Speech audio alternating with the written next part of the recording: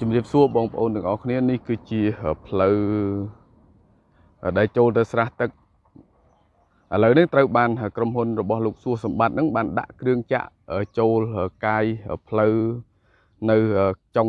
ក្បែរស្រះអត់ឲ្យពលរដ្ឋអាចដឹកសម្ភារៈចូលទៅធ្វើផ្ទះនៅទីតាំងដីរបស់គាត់នៅក្បែរស្រះនឹងទេឬក៏ពលរដ្ឋនៅរដូវវស្សាហ្នឹងដែលមានដីនៅទីតាំងក្បែរហ្នឹងมันអាចដឹកស្រូវឬក៏ដឹកជីអីចេញចូលតាមផ្លូវនេះបានទេ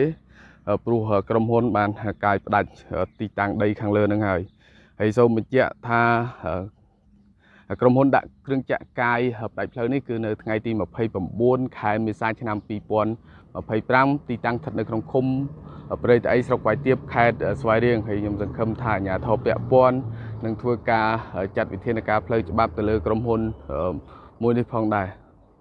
កន្លងមកសូមបញ្ជាក់ថាកន្លងមកពលរដ្ឋធ្លាប់ធ្វើការតវ៉ា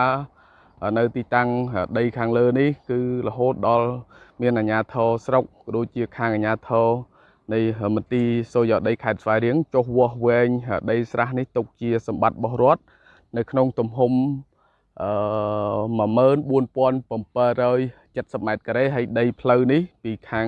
នឹងមកដល់ខាងនេះគឺមានទទឹងចំនួន6 ម៉ែត្រហើយចន្លោះដីផ្លូវរួមទាំងដីស្រះនៅកន្លងជុំវិញហ្នឹងយើងបានដាំបង្គោលរួចហើយប៉ុន្តែមកដល់ឆ្នាំ2025នេះគឺក្រុមហ៊ុនបានបំផ្លាញបង្គោលដែលយើងបានដាំនឹងខ្ទេចខ្ទីចោលអស់ហើយមិនថាបង្គោលដែលយើងដាំពីផ្លូវលើទៅឬក៏បង្គោលដែលនៅកន្លងជុំវិញស្រះនឹងទេហើយអ្វីដែលយើងឃើញថាបង្គោលដែលនៅ